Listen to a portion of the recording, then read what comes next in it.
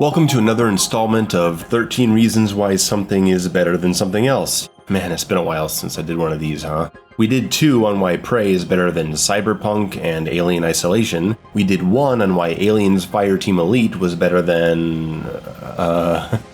Wow. As I'm writing this, I honestly can't remember what the other game was.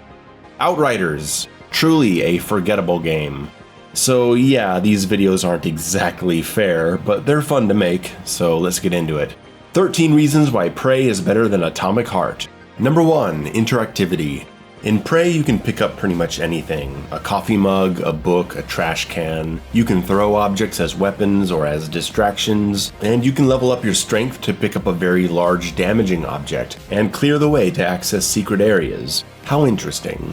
In Atomic Heart, you can pick up a cardboard box to throw it and distract a camera, something you never do again after the opening level, and everything else except for very small objects are nailed down to the ground. And after being able to break every window or glass object in Prey, sometimes using it as a means of entry, while windows are invincible in Atomic Heart, the world just feels so static. Number 2, variety of special attacks. Atomic Heart skills are solid, but limited. Freeze, electrocute, telekinetic lift, energy shield. There's not much beyond that. In a game that's quite long, it needs to introduce something fresh as it goes on. It feels like you should be able to eventually unlock some really wild abilities, but it just never happens. Prey starts you with 3 categories of skills at first, grounded skills like strength, stamina, health, repairs, the basics, but later expands into all sorts of alien abilities like creating a big kinetic tornado, zapping enemies with an energy blast. 2 different kinds, one of them is explosive and hits multiple enemies. You've got a slow motion combat focus ability, you can hack enemy drones and make them allies, lift huge objects and throw them, you can pick up turrets and set them in doorways or hallways to take out enemies for you, and there's the iconic ability to turn into any object around you and actually move around like that. Prey is a long game, and the abundance of creative skills helps keep it a fun experience.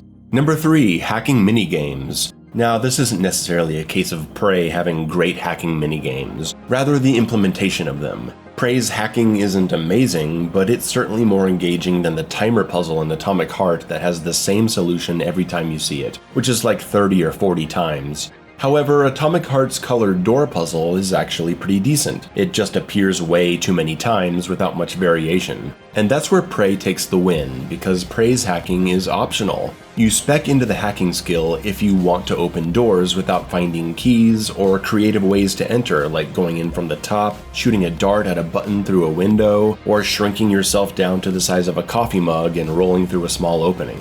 You don't have to do these hacking minigames at all if you don't want to. In Atomic Heart, you'll be bored by these puzzles after hours of repeating them, and there's no escape. Now that we've mentioned how to open rooms, number 4, creative solutions. It feels like Atomic Heart aspires to be an immersive sim. Some people actually call it one. It certainly isn't, not with how limited your options are. Atomic Heart's enemy encounters are about all-out combat or running away. Prey provides several stealth options like quieting your footsteps, sliding to take cover, a visual system to see enemies' awareness of your position, and the mimic ability to turn into something small and try not to be seen. In combat, you can straight up kill your enemies, or spec into an alien power to take over their minds and turn them against each other, or even freeze them at low health and toss a recycler charge at their feet to turn them into crafting materials. How cool. There's several ways to approach the game, and Atomic Heart would have been a better experience with this kind of gameplay.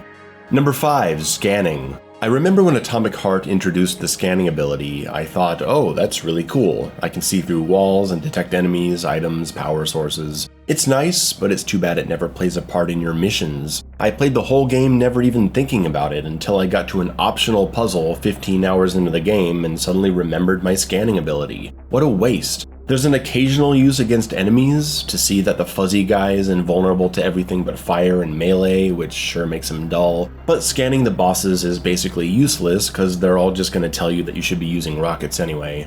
Prey's scan is more useful early on for spotting mimics. These things could be anywhere, and if you've been playing kind of paranoid, trying to spot things that are out of place, like 2 canisters next to each other, or 3 chairs at a 2-chair table, or maybe a health pack on the floor in the middle of nowhere, these things can pop out and hit you if you're not careful. When you use the scanning ability, you can now identify these things and get the jump on them easily. Very useful. And when you use it on other enemies, you don't just get info on their resistances and stuff, you're also incentivized further to scan more enemies because scanning multiples of an enemy type unlocks more skills using their properties.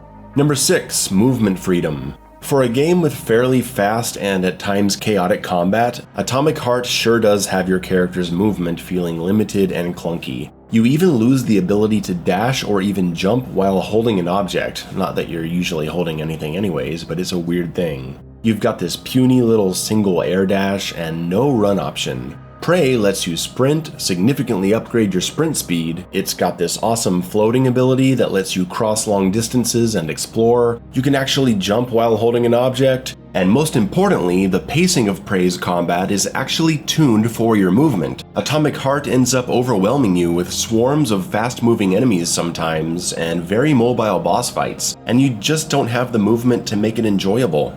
Number 7, resource management versus cooldowns. The main thing that makes Atomic Heart's combat fairly dull and broken most of the time is the fact that your skills are on generous cooldowns. You can freeze enemies over and over, lift them over and over, get them stuck in 20-second long electrocutions with polymer, and it's all free. These abilities cost nothing and come back in mere seconds, so there's no decision making behind them. You should just always use them all the time. Prey's abilities, apart from just being way cooler and game-changing, depend on a psychic resource. There are different ways to charge this, but the primary one is using these kits that boost your energy bar. Using these skills actually costs something, making combat more of a thinking exercise instead of something centered around skill abuse and waiting for short cooldowns. And since each Prey ability is on separate cooldown before it can be used again, you'll be thinking about which ability to spend your resources on and when, so you aren't stuck without any skills for a while, and you'll be happy to find these charges in the world so you can use them more. Number 8, the inventory. Prey's inventory actually shows you what everything is. That's not exclusive to Prey, and I can't think of any modern game with an inventory that doesn't tell you what items are, but Atomic Heart does it. What's this? What's this? What's this? Well, if you don't know what it is, you have to go to the disassemble page where it actually gives you item descriptions. How weird. How about you just tell me what items are in the inventory, like Prey, and like a million other games. Number 9, the glue cannon. If you know Prey, you know the glue cannon is the best thing ever. It doesn't just freeze enemies, it creates physical structures you can step and climb on. You can use it to explore any space vertically. Hell, you can even break the game's progression with it if you know what you're doing. It's the greatest exploration tool ever invented, and every time I play Prey, I think of something new to do with it. When I saw the polymer jet in Atomic Heart, I thought that looks like the glue cannon, and I thought maybe if I freeze it, I can start getting up to other structures, but you fall right through it. What a missed opportunity for some great exploration. Number 10, the intro. Both games start slow. Prey's story-based tutorial mode is slow, but it's an important part of the world building, and Atomic Heart's walk through the utopian city is honestly quite interesting. The issue is the length. The overly long intro of Atomic Heart really started to hit me with the incredibly long elevator ride that leads to a dialogue scene followed by another elevator ride down. Next is the flying car section that is quite nice because you get to see the world, but it's entirely too long. It just takes too long to get to the point. And on repeat playthroughs, Prey definitely wins this one because you can just go straight to the opening cinematic, the tutorial, and to the gameplay already. Number 11, the Protagonist. P3 in Atomic Heart is incredibly annoying. I understand people say you're supposed to play it in Russian, but the game doesn't have a note on the menu that you should play in Russian, so what are people gonna do? They're gonna play in English, and god damn this guy is annoying. Loud, obnoxious, unfunny, gotta turn the dialogue off just to get through the game. You can make things easier by getting off my grill. In Prey, Guy Morgan or Lady Morgan, they are silent. And I'm not saying I didn't wish they talked a little, I do, but I'll take this over what Atomic Heart provides. Number 12, space. Space. Really? Again? Well, space is cool. Yeah, space is pretty cool. I'm going with space. Yeah. Prey takes place in space. You can fly around in space, you can see it out the window, and that's just better. Yeah, it's just better. And the number 13 reason why Prey is better than Atomic Heart is the shotgun. Oh, Prey's shotgun is so damn good. You can find it early if you're curious enough. And when this thing is upgraded, man, it packs a punch. One of the most satisfying shotguns I've ever seen in a game. There you go, 13 reasons why Prey is better than Atomic Heart. Now go play Prey.